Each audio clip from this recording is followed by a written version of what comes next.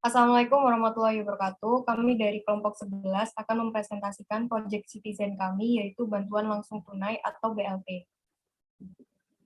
Nama-nama kelompok kami adalah saya sendiri, Vina Rusada Kamila dengan NPM 218, lalu ada teman saya Bella Ayu Febriana dengan NPM 227, dan Yuda Adriansa dengan NPM 308. Selanjutnya, apa itu bantuan langsung tunai atau BLT? Next. Bantuan langsung tunai atau disingkat dengan BLT adalah program bantuan pemerintah berjenis pemberian uang tunai atau beragam bantuan lainnya, baik bersyarat atau conditional cash transfer maupun tak bersyarat atau unconditional cash transfer untuk masyarakat miskin. Selanjutnya, syarat untuk mendaftar BLT. Yang pertama adalah pengusaha mikro yang tidak sedang menerima kredit modal kerja dan investasi dari bank. Yang kedua, WNI dan memiliki NI yang dibuktikan dengan surat usulan dari pengusul. Dan yang ketiga adalah bukan ASN, TNI atau Polri, atau pegawai BUMN atau BUMD. Selanjutnya, cara mendaftar program BLT.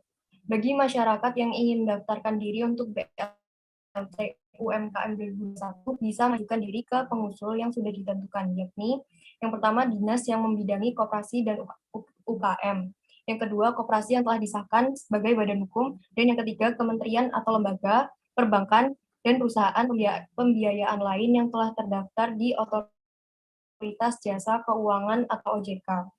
Kemudian dinas yang bersangkutan menyampaikan usulan ke dinas tingkat provinsi dan dilanjutkan ke Kemenkop atau UKM Deputi Bidang Usaha Mikro.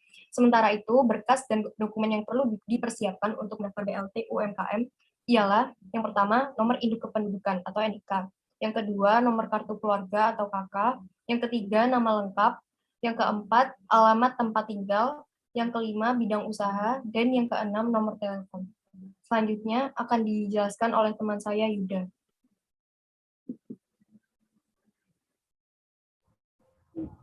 Teknis penyaluran BLT. Yang pertama, BLT dari pemerintah pusat dibantu oleh para toko di daerah setempat. Setelah itu, data nominasi penerima BLT dikumpulkan dan dikirim ke kantor pos.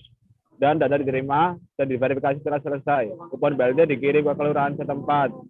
Kartu yang telah dimiliki penerima dapat digunakan untuk mencairkan dana. Evaluasi bulanan oleh tim evaluator dan laporan dikirim ke pemerintah pusat. Next. Manfaat dan kesuksesan program BLT. Yang pertama, Bank Dunia melaporkan Indonesia termasuk negara yang paling sukses menyelenggarakan bantuan berjenis langsung tunai kepada masyarakat miskin dibandingkan negara lain. Hal ini mereka buktikan dengan laporan triwulan ketiga pada tahun 2010. Yang kedua, selain itu, Menteri Sosial Bagja Hamzah juga menyatakan keberhasilan program BLT sebagai salah satu program yang bertujuan menurunkan jumlah warga miskin. Hal itu dibuktikan dengan bukti bahwa pada tahun 2007 warga miskin berjumlah 37 juta. Namun berkurang pada tahun 2008 menjadi 35 juta warga miskin. Yang ketiga, selain dari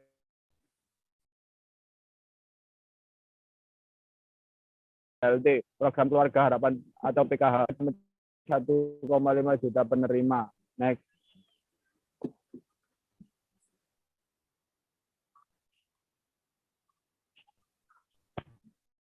Ini next, Mbak Ocha. Nah, contoh kasusnya adalah kasus pemberian dana BLT pada tahun 2008 yang tidak merata dan salah sasaran karena data yang digunakan adalah data warga miskin tahun 2005.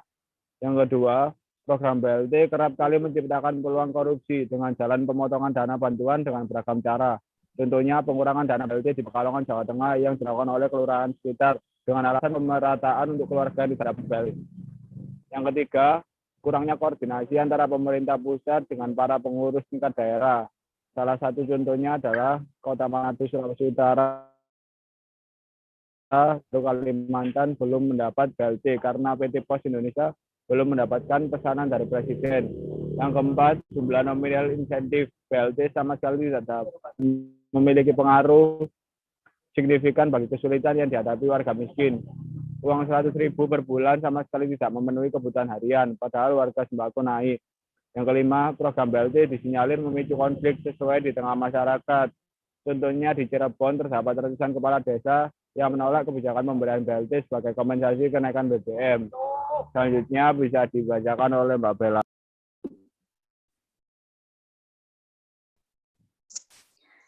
Feedback terhadap program BLT.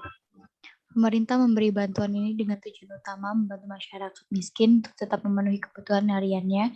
Juga pemerintah ingin membantu masyarakatnya yang sedang berjuang dalam keadaan pandemi ini. Tujuan lainnya yaitu pemerintah ingin meningkatkan kesejahteraan generasinya dengan cara memberi bantuan PKH yang diperuntukkan bagi orang tua yang kesulitan menyekolahkan anaknya. Bantuan langsung tunai ini adalah program yang sangat baik dari negara dan sudah seharusnya kita dapat memanfaatkannya dengan maksimal. Kita yang mendapatkan fasilitas ini harus memiliki antusias yang tinggi karena program ini dapat menjunjung kemakmuran warga negaranya.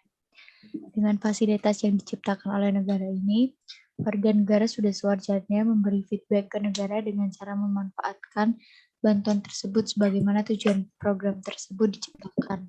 Next. Peran masyarakat dalam pembangunan negara. Peran serta masyarakat dalam pembangunan sudah muncul sejak diberlakukannya UUD 1945 dan secara konstitusional telah memiliki acuan yang jelas dan merupakan kewajiban bagi siapapun yang terlibat dalam pengolahan sumber daya alam di Indonesia. Dalam GBHN Pembangunan Nasional juga telah menyebutkan bahwa untuk meningkatkan kualitas hidup secara bertahap, pemanfaatan sumber daya yang dimiliki negara dilakukan secara bijaksana sebagai landasan pembangunan tahap berikutnya. Oleh sebab itu, peningkatan peran serta masyarakat sangat diperlukan dalam pembangunan termasuk dalam proses perencanaan dan pelaksanaan, terutama yang menyangkut secara langsung kehidupan dan masa depan mereka. Next.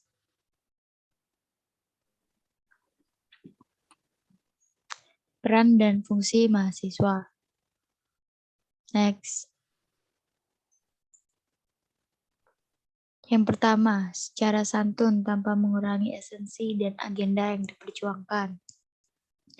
Yang kedua, semangat mengawal dan mengawasi jalannya reformasi harus tetap tertanam dalam jiwa setiap mahasiswa. Yang tiga, sikap kritis harus tetap ada dalam diri mahasiswa sebagai agen pengendali untuk mencegah berbagai penyelewangan yang terjadi terhadap perubahan yang telah mereka perjuangkan. Dengan begitu, mahasiswa tetap menebarkan bau harum keadilan sosial dan solidaritas kerakyatan. Yang keempat, mahasiswa sebagai agent of change diharapkan dapat membuat perubahan terhadap bangsa ini. Next. Sekian dari kelompok kami. Apabila ada kesalahan dan salah kata, mohon dimaafkan. Terima kasih. Wassalamualaikum warahmatullahi wabarakatuh.